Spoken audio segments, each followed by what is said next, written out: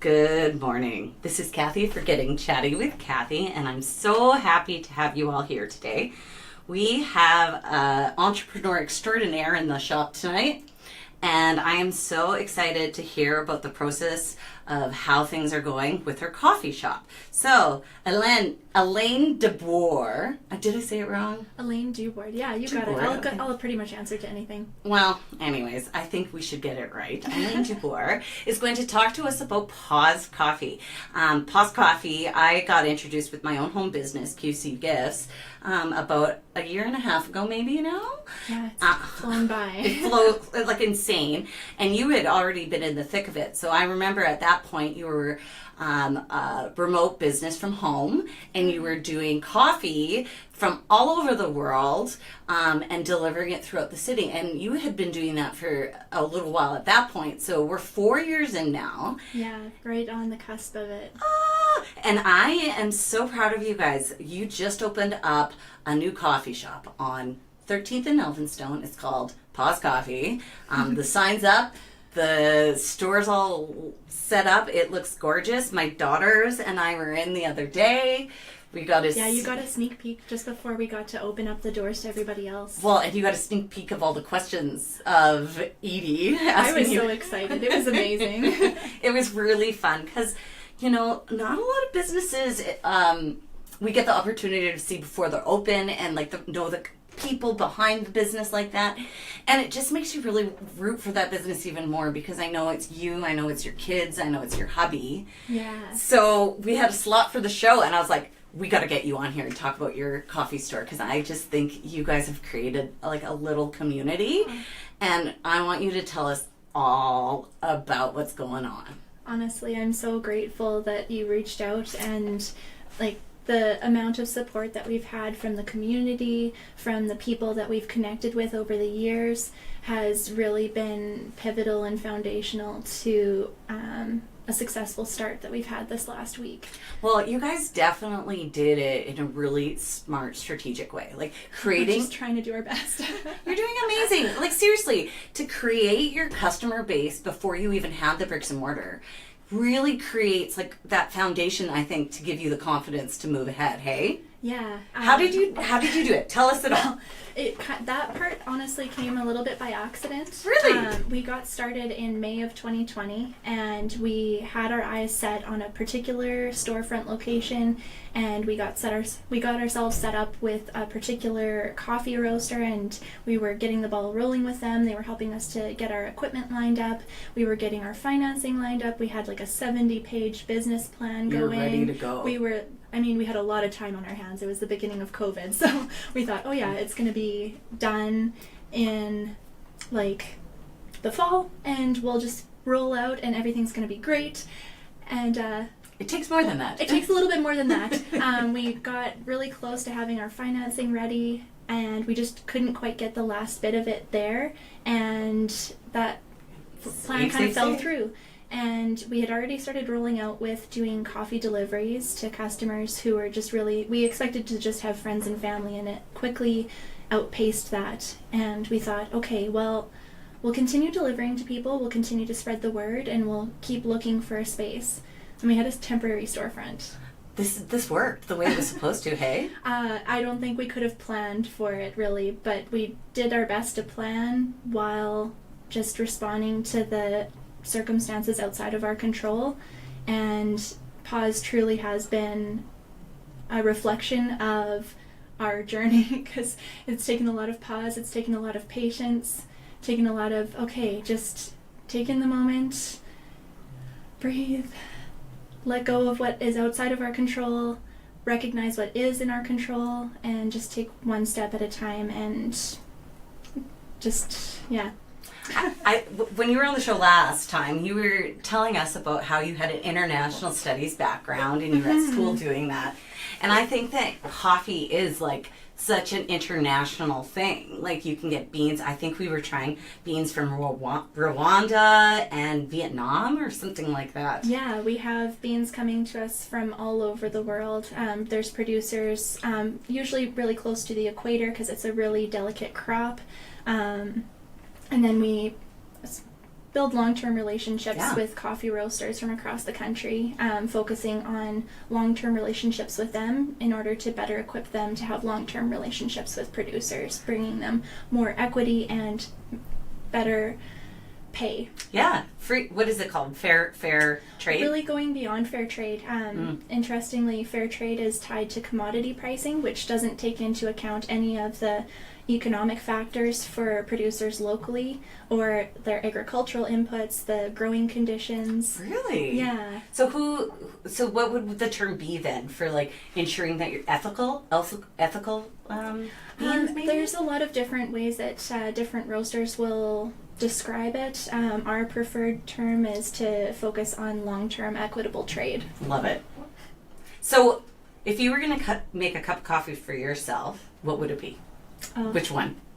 That's the most impossible question. Well, it's the only coffee you're ever going to get for the rest of your life. The world's ending. You got a big order. That means I'm shooting for something that's a little bit fruity and floral, but has a little bit of oomph behind it, because I really love drawing community together. So I want something that I'm going to love, but also that isn't going to taste wildly out there for somebody who might not have tried something as adventurous, because I want to bring people along with me. I get what you're saying. I remember when you gave... So she's so smart, because I actually didn't start drinking coffee until I was pregnant with my second, and I was so tired. I'm That's like, awesome. I gotta start drinking coffee. I need something. It's not terrible. But anyway, so I was in my 30s before I ever even had my first tins. Like, it just was... I didn't have the taste buds for it yet. But now that I'm 42, I have been like on the coffee. Like, I love coffee now. Like, don't mess with me before I have coffee. You introduced me to coffees that I didn't even know existed. And I love that. Because That makes me happy. It's just like, I always thought coffee had to be like this dark roast, tart, kind of like eats your tongue a little coffee. But man, like, you have coffees that are like almost as light as tea. Mm-hmm. That have like flavors of like kiwi and stuff. It's crazy. I know, yeah. A lot of people draw a lot of parallels between like wine tasting and coffee tasting, because there's so many nuances there. There's so many complexities there, and all of it's impacted by like the roasting process, by the brewing process, by the growing and the wash process, or just like wine. Yeah, it's That's incredible. interesting. So, okay. It's so fun. I asked you this last time. I was like, how did you get into coffee? But like, you did get in it because you love coffee, I'm assuming? We got into it because we love people, honestly. Okay. Well, let's talk about people then, because I know, just following your social media, that you've been having, you know, a lot of support opening up the shop, like the bricks and mortar. So before we talk about individuals, could you tell me like how like that location came to be, and like how you've gotten, like how long have you been like setting up and stuff? It's probably tons of work. Yeah, so we got our feet under ourselves and decided, okay, it's time to get going and pursue our vision in the fullest capacity that we can and start our own business. We launched that in May of 2020, and we had that initial storefront that we thought was going to happen, and then it didn't. And then we had a temporary storefront, and that was amazing for a short little bit, and then that ended. And then we thought another one was coming, and we were waiting. And we were waiting, and we were waiting, and so things then were working out the way they're supposed to. Yeah. And we were in the process of looking at other locations. We were talking with another business about maybe coming alongside them in their space to bring the coffee program so that they could focus their attention elsewhere. Mm-hmm. And then it was we were starting to realize that maybe that wasn't quite the right fit for us to fully realize our vision. And as we were kind of coming to that realization, that we found out about the location. High, their location was coming, or their lease was coming to an end, and they had decided that they wanted to move outside of the city and pursue their dream there. And we thought, meant to be. It's meant to be. We had been saying for years that the owners of that shop there, if ever there was an opportunity to work alongside them, then that would be a dream. If something had happened that they decided they wanted to leave, then we would be such an easy yes to say yes to that location. And of course we said that all just so hypothetically. So then when it actually happened, it was like Are we sure? It's still I still catch my breath because it still feels so unreal. And now this is your baby. Like, nobody's taking it away. It's not temporary. Yeah. I keep telling people that I don't have favorites between them and between the shop and my 2 kids. But right now it's getting a lot of attention. But I bet your kids are there with you on the weekends and stuff. The day that we opened up the shop, I left the house early and they said, "Where are you going?" And I said, "Oh, I'm going to go to the shop." And they said, "Oh, you're going to go get it ready somewhere?" And I said, "No, I'm opening it today." And they, "Yay!" Oh. It was so sweet, and they're just as excited as we are. You know, my daughter Edie is an inquisitive little one, and so we went into Paws to pick up some stuff from the store and just kind of say hi and check it all out. We got to meet your dad, which was really cool. Yeah. My father-in-law is so great. Oh, he was helping it all over the place. I could tell he was definitely construction, kind of like getting it all out. And you definitely had a vision, but what I loved about what you were doing, and I think of this when you bring up your kids, is like she was asking you questions while you were filling up coffee. And rather than just giving her like yes, no, simple kind of answers, which I'm guilty of doing. I think we all are at times. It's okay. But you explained to her the things that she was asking, and I just think that's how we're going to get our kids to create a community and build it, because they're learning. You're not just... You showed her like actual, this is why I'm doing this and this is why I'm doing that. And your kids are probably seeing this right now too, and you're creating little people that will... I mean, in my mind, we're preparing our kids to be the adults that we hope that they'll be to the community around them. And so I want to equip them as best as I can to act in the world in a way that brings life to the people around them, and I want to call them in. And I mean, I also want to show them when I'm not perfect, and sometimes that means I don't have the answers. Sometimes that means I act out of anger, but if reactionary. I am a human. So yes, but they get to see it all. That's such a great way to take the time and the space to allow your kids to learn. I think that you're creating a hub for that community, and the location that you're on, like, so for those of you guys that I'm a 13th Ave, I used to have a condo right down on Robinson, and so nice. I used to walk all through that area for years, and I love the vibe of that area. And if you live there, you start to see lots of faces that live there too, and you go to Brandy's, and you go into there's a whole Safeway, like there's a vibe. So I know that like when you go down to that Elphinstone, it needed a hub. Because we got the 13th Cafe far down though. It's not just a little down. Like this is like blocks down. It didn't have something like that. And it had the Creeks for a while, that restaurant. Oh, that place was so special. That was one of our first few dates as a couple. It was my favorite go-to, and I have girlfriends that would call me old for that. And I said, I don't care, the food was so good. Yeah. And it was quaint and little. So anyways, you could go there for drinks and stuff right before they closed, like on the patio, but there was nothing besides that. Mm-hmm. So now that that's closed, just lagging completely. Like, ah. So when I saw that was happening where you were, I was like, this is going to be fantastic. Yeah, and like, it's truly perfect. What we want to be is we want to be a hub for community. We want to be a spot where neighbors are passing each other as one comes out the door and one is coming in, and they can just stop and chat for a little bit and connect in a way that they connect. And you have Connaught School right there. Like you are so in the hub of lots of people, lots of energy, going to the exhibition, going here, going there. And if you don't want to buy a coffee from McDonald's or Tim's, and you actually want to have a coffee that is like thought of and like prepared through a lot of thought, and you want to support a family, not Tim Hortons like high up like people, you're helping our community by buying coffee from you. So it just makes sense that we would do that.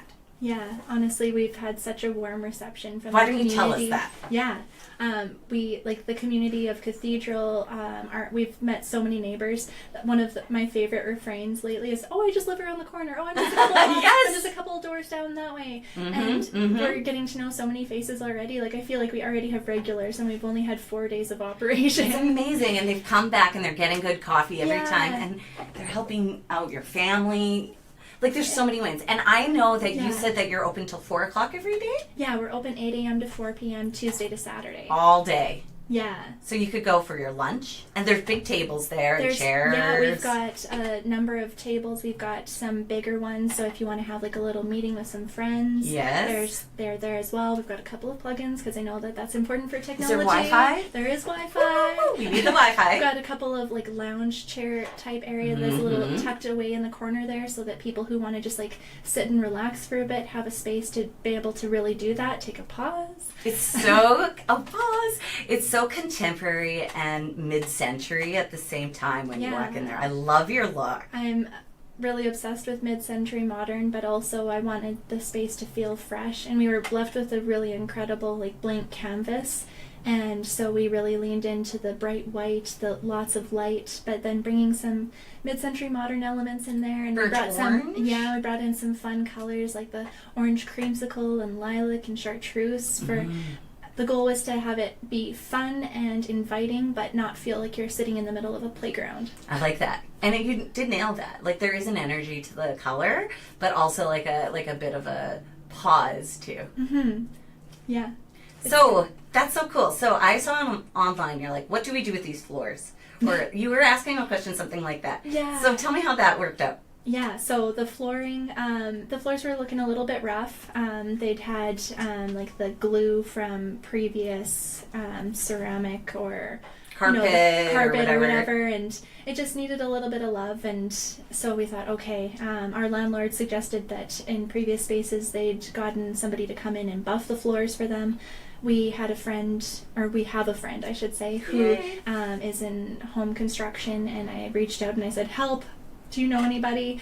And he like jumped on it. He was like looking for quotes from rental companies, and he's like, you know what, getting those, it's going to take us a lot more time to do that, and it's not going to be necessarily as professional. Let me reach out to my friends who are my go-to guys for doing flooring. So he reached out to Superior Garage, and they like jumped on it, and they were incredible with helping us out. They were so fast. They were so generous with their pricing for us with where we're at as small business owners, because really we're bootstrapping this. I bet. It's not cheap. Yeah, they just, like, they knocked it out of the park, and they just brought it to life. And then I had a friend of mine come and help me fill cement cracks. They were, like, with a little squeeze bottle. We were both on our hands and knees, like... You know what, though, you're making so it into many your people home. Come and, like, pour their hearts and time, and, like, there's just been so much generosity. I've been so overwhelmed by... I think it's awesome. I'm not surprised. So you're doing coffee, and then is somebody dropping off sweets at your place? Yes. Tell me about this. Yeah, we've got Carrie Ludvigson of Something Sweet Desserts hooking us up with baking. It has been incredible. Oh, I did a pop-up with her at Rooted. Oh, nice. And she had her cheesecake, like the little tin stuff. Yeah, she's got such an incredible menu. How does she know, like, how to come up with these creations? They're incredible. Cheesecakes. If she's anything like the rest of the small business owners I know, her mind is just like going a mile a minute with all of the possibilities and ideas.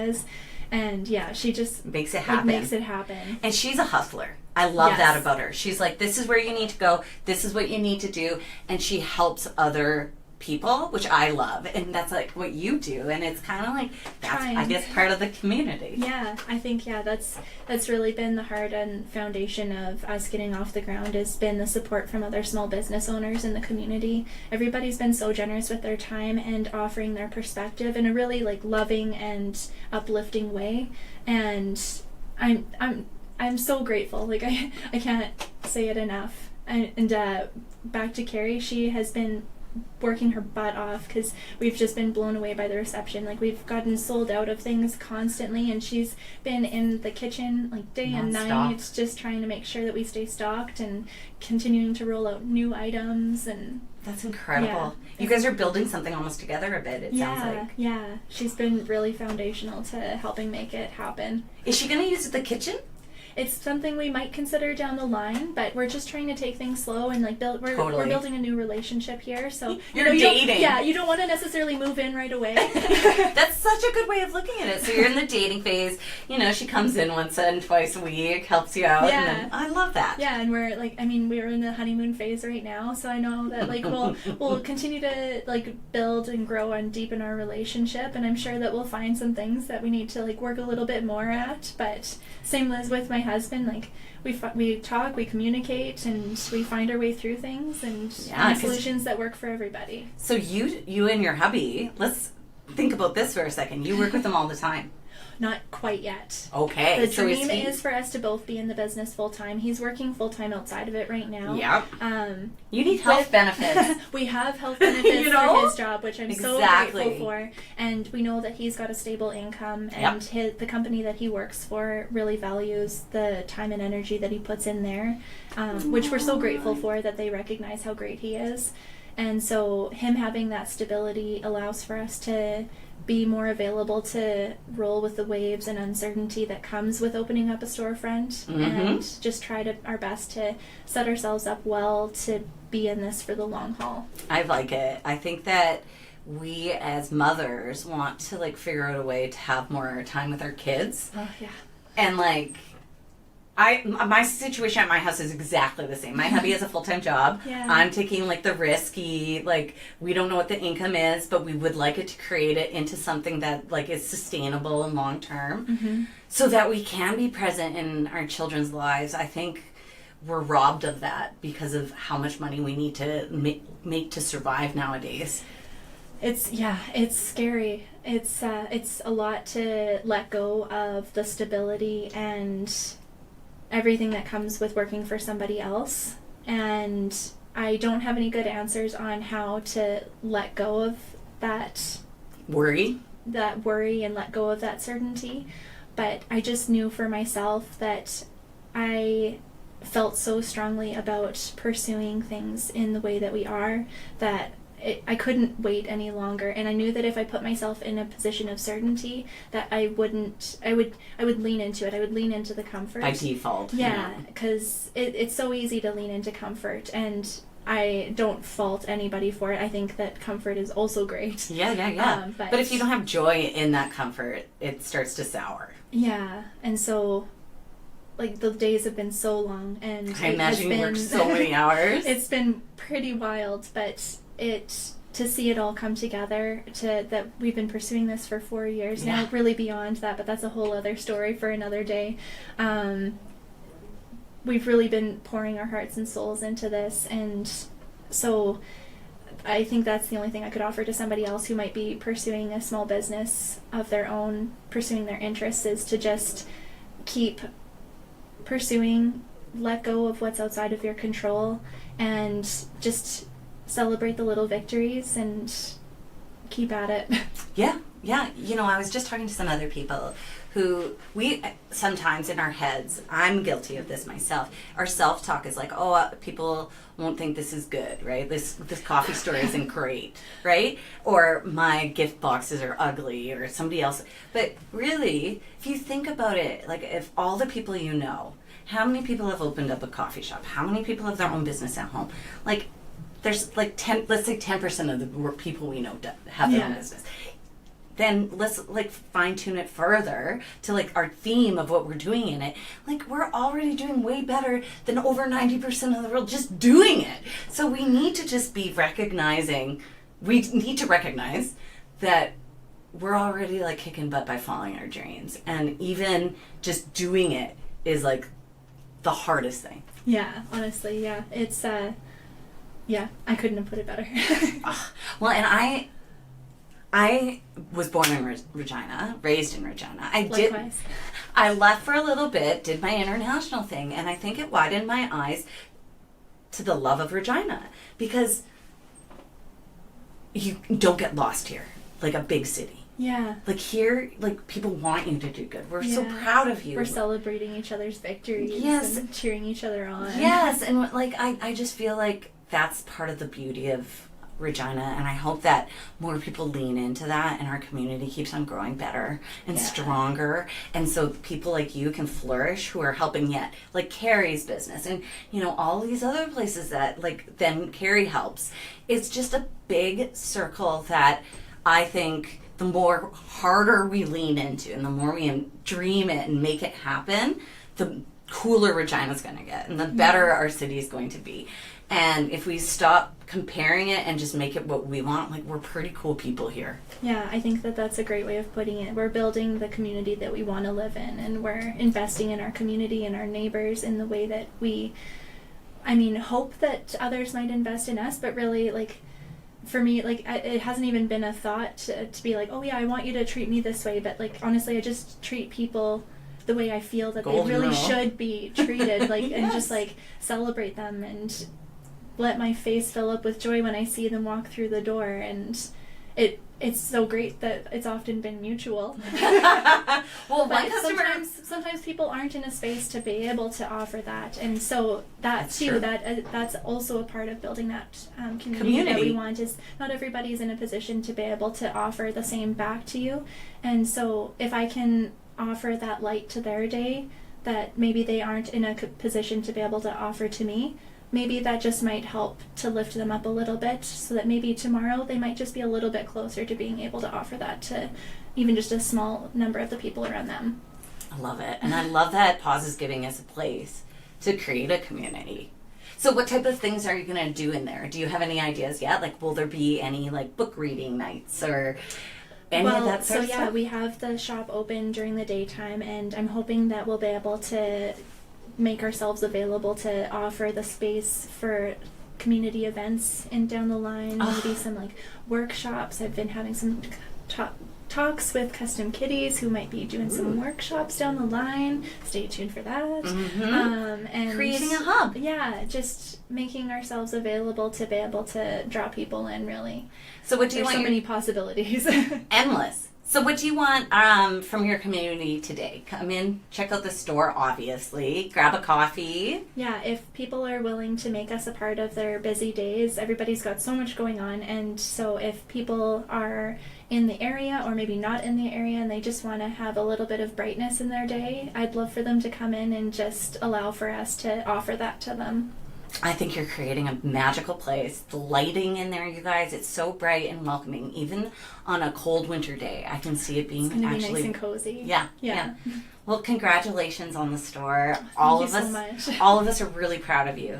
And, like, we're I'm looking at feeling you. it. Oh, good. And you know what?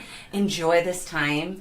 And if you need anything, reach out to your community. We're here to help and bring more customers to your store. Learn to remember to accept help when it's offered. Please, because you know what? It makes us feel good too. We're being selfish. I'm learning that, and yeah, honestly, I'm so grateful. Well, you guys, 13th and Elphinstone. Yeah. Check it out. Really, I truly think that you guys will be really happy with all the different types of creative coffees that they have that are all so well thought out. And honestly, Carrie Snacks, just trust me. Trust me on trying the flourless fudge cookie. It's like the edge of a brownie, except it's the entire cookie is like that. And the Biscoff Blondie. What is that one? Sorry? Biscoff Blondie bar. It's very, very nice. Very, very nice. Well, I am very excited to come again, see you guys in action, and I welcome all of you out there to go in and say hi and get a part of this community that we can grow and build together. Okay? Yay. So much. Thank you. Of course. Thank you, everybody. Have a good day. Bye now.